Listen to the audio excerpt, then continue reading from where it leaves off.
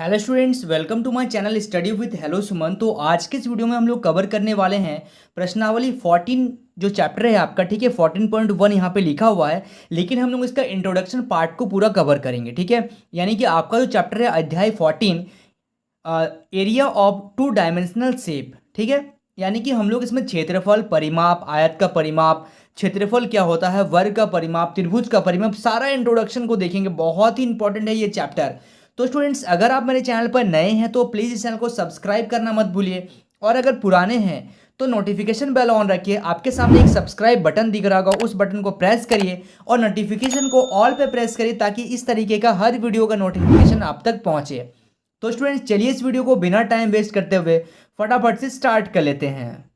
तो सबसे पहले हम लोग स्टार्ट करेंगे आयत का परिमाप, ठीक है। आयत का परिमाप क्या होता है, यानी कि उसका बाहरी माप। परिमाप का मतलब होता है बाहरी माप।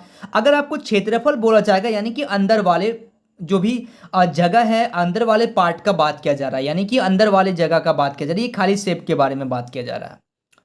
दो चीज को ध्यान से देखिएगा, परिमाप का मतलब होता है बाहरी माप, और क्षेत्रफल मतलब अंदर वाला जो खाली जगह दिख रहा है उसके बारे में हम लोग बात कर रहे हैं। तो सबसे पहले यहाँ पे देखिए आयत का परिमाप क्या होता है। तो आयत का परिमाप, आयत मतलब क्या होता है, आमने सामने की भुजाएं क्या होती है, बराबर होती है। तो आयत का परिमाप का मतलब होता है कि चारों भुजाओं का योग, ठीक है। तो यहाँ पे चारों भुजाओं को जब हम लोग जोड़ देते हैं L plus B plus L plus B, तो ये आपको देखिए यहाँ पे पूरा आपको बनाना नहीं है। तो मैं पहला है इसलिए मैं आपको बता दे रहा हूँ, जैसे L plus B plus L plus B, यानी कि लंबाई चौड़ाई, लंबाई चौड़ाई। तो यहाँ पे लंबाई कितना है, 2L है, और चौड़ाई कितना है, 2B है। तो दो जब कॉमन ले लेंगे तो आपके सामने आएगा लंबाई प्लस चौड़ाई, ठीक है। तो आपको सिंपल याद रखना है कि आयत का परिमाप जो होता है वो 2 गुने लंबाई जोड़ चौड़ाई होता है, ठीक है। अब हम लोग बात करेंगे कि वर्ग की परिमाप क्या होता है, ठीक है। देखिए वर्ग का परिमाप का मतलब क्या होता है, वर्ग क्या होता है, देखिए ये वर्ग हो गया। अगर ये ए होगा, ये भुजा होता है, आप लोग जानते हैं।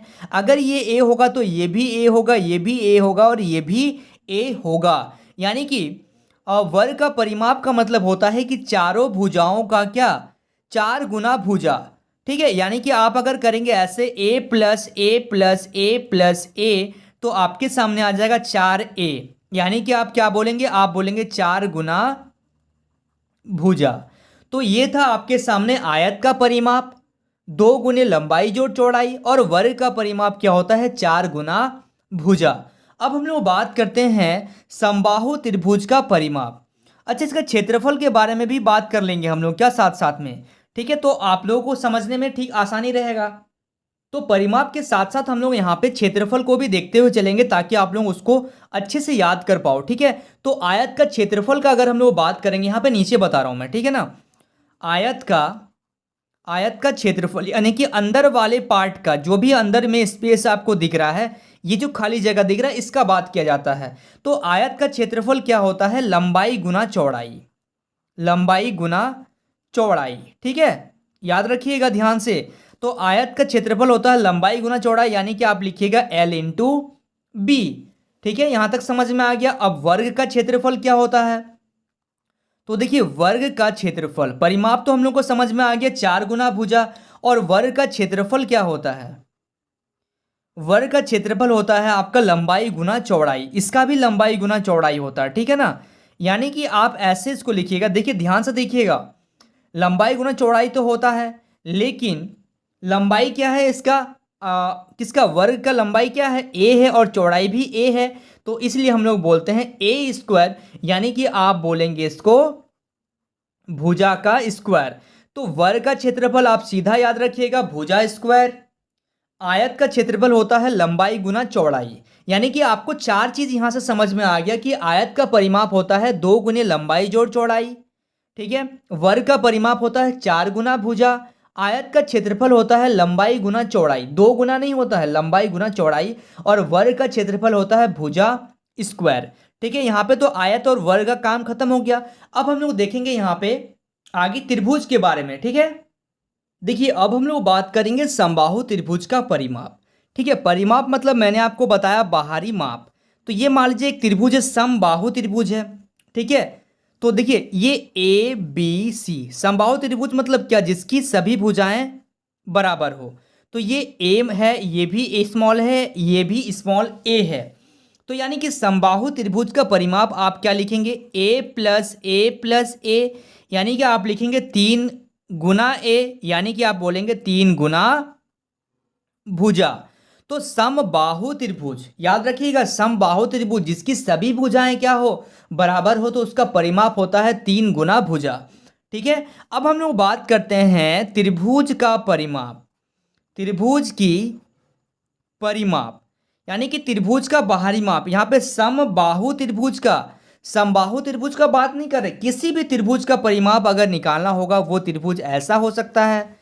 ठीक है, कुछ भी हो सकता है, ये ए हो गया, ये बी हो गया, ये सी, इसको हम लोग ए बोल रहे हैं, इसको बी बोल रहे हैं, इसको सी बोल रहे हैं। ठीक है, तो त्रिभुज का परिमाप क्या होता है, त्रिभुज का परिमाप याद रखिएगा तीनों कोणों का योग, सॉरी तीनों भुजाओं का योग, तीनों भुजाओं का योग। तो त्रिभुज का परिमाप होता है तीनों भुजाओं का योग। तो भुजा ये हो गया ए प्लस बी प्लस सी। तो यहाँ से आपने दो चीज़ सीखा। एक तो हम लोगों ने सबसे पहले देखा कि समबाहु त्रिभुज का परिमाप क्या होता है, यानी कि बाहरी माप। समबाहु त्रिभुज के सभी जो भुजाएं होते हैं वो बराबर होते हैं, तो 3 गुने भुजा। और किसी भी त्रिभुज का अगर परिमाप निकालना होगा तो तीनों भुजाओं का योग, यानी कि ए प्लस बी प्लस सी। यहां तक समझ में आ गया आपको। चलिए अब आगे हम लोग देखते हैं, त्रिभुज का परिमाप तो हो गया, त्रिभुज का क्षेत्रफल देखेंगे अभी। ठीक है, तो त्रिभुज का क्षेत्रफल क्या होता है, तो देखिए त्रिभुज का क्षेत्रफल होता है आपका 1/2 गुना आधार गुना ऊंचाई। ठीक है, यानी कि b गुना h। आप लिखेंगे 1/2 गुना आधार गुना ऊंचाई। ठीक है, तो यहां से आप याद रखिएगा 1/2 गुने क्या, b इंटू एच। तो ये होता है त्रिभुज का क्षेत्रफल 1/2, यानी कि 1/2 1/2 गुना b बाई एच, या फिर आप बोल सकते हैं b गुना h/2, ये भी आप बोल सकते हैं, कोई दिक्कत नहीं है। ठीक है, चलिए यहां तक आप लोग नोट करिए। अब आगे हम लोग देखते हैं वृत्त के बारे में। ठीक है, वृत्त का परिमाप और वृत्त का परिधि के बारे में हम लोग देखते हैं क्या फॉर्मूला होता है। अब यहां से देखते हैं हम लोग वृत्त की परिधि। तो वृत्त की परिधि जो होता है आप सीधा याद रखिए, वृत्त की परिधि बराबर 2πr। ठीक है, अब r क्या है वो हम लोग समझते हैं एक वृत्त से, ये एक वृत्त है। ठीक है, r जो होता है ये केंद्र से ये जो जाता है, यहाँ से केंद्र से जो इस वृत्त को टच कर रहा है, ये इसको बोलते हैं r, यानी कि o से a को हम लोग क्या बोलेंगे, r को हिंदी में बोलते हैं त्रिज्या। r बराबर क्या बोलते हैं इसको, त्रिज्या। ये बेसिक चीज़ है, हम लोग क्वेश्चन में इसका डिस्कस करेंगे, इसको क्वेश्चन में डिस्कस करेंगे, इसलिए मैं आपको अभी से बता रहा हूँ। और पाई का जो वैल्यू होता है वो कितना होता है, 22/7 याद रखिएगा। या फिर हम लोग इसको जब इसको डिवाइड करेंगे तो 3.14 के आसपास हम लोग इसको लेते हैं, है ना। तो वृत्त की परिधि हो गया आपका 2πr। r क्या है मैंने बताया, त्रिज्या है। पाई क्या है, 22/7, उसको 3.14 भी हम लोग लिखते हैं। अब यहां से हम लोग बात करते हैं, एक लास्ट है आपका वृत्त की क्षेत्रफल। ठीक है, तो वृत्त का जो क्षेत्रफल है वो क्या होता है, तो वृत्त का जो क्षेत्रफल होता है वो होता है πr², यानी कि आयत का क्षेत्रफल। ठीक है, आयत का क्षेत्रफल से इसको कैलकुलेट किया जाता है। तो आपको मैं कोई भी कैलकुलेशन नहीं बता रहा हूं, आप खाली इतना याद रखिए कि वृत्त का परिधि क्या होता है 2πr, और वृत्त का क्षेत्रफल जो होता है वो πr², क्योंकि आपको अभी बेसिक ही जानना है। ठीक है ना, तो मैं डिस्कस नहीं कर रहा हूं पूरा टोटल। अब हम लोग क्या करेंगे, नेक्स्ट वीडियो जो आपका आएगा उसमें हम लोग प्रश्नावली 14.1 को पूरा डिस्कस करेंगे। ठीक है, पूरा अब यही आपका बेस बन गया। अब आपको वहां पे समझ में आएगा कि वृत्त का क्षेत्रफल क्या था, वृत्त का परिमाप परिधि क्या था, ठीक है, आयत का परिमाप क्या था, ये सारा चीज को हम लोगों ने डिस्कस कर लिया। तो सबसे पहले हम लोगों ने क्या क्या देखा, थोड़ा सा मैं आपको रिकॉल करा रहा हूँ। आयत के बारे में हम लोगों ने देखा, आयत का क्षेत्रफल, आयत का परिमाप। उसके बाद देखिए यहाँ पे मैंने बताया आपको वर्ग के बारे में। मैं आपको इसलिए बता रहा हूँ ताकि आप लोगों को फॉर्मूला याद करा सकूं। आयत का क्षेत्रफल क्या था याद करिए, आयत का परिमाप क्या था, वर्ग का क्षेत्रफल, वर्ग का परिमाप। उसके बाद त्रिभुज के बारे में हम लोगों ने देखा, त्रिभुज का परिमाप क्या होता है, त्रिभुज का क्षेत्रफल क्या होता है, समबाहु त्रिभुज क्या होता है, उसके बाद हम लोग वृत्त का परिधि और वृत्त का क्षेत्रफल हम लोगों ने लास्ट किया। ठीक। सो स्टूडेंट्स, आई होप आपको इस वीडियो से काफ़ी कुछ सीखने को मिला होगा। वाकई अगर आप इस वीडियो से कुछ सीखे हैं तो इस वीडियो को लाइक करिए और इस चैनल को सब्सक्राइब करना मत भूलिए। आपके सामने एक सब्सक्राइब बटन दिख रहा होगा, उस बटन को प्रेस करिए और नोटिफिकेशन को ऑल पे प्रेस करिए ताकि इस तरीके का हर वीडियो का नोटिफिकेशन आप तक पहुंचे। तो स्टूडेंट्स, मिलते हैं नेक्स्ट वीडियो में, तब तक के लिए बाय।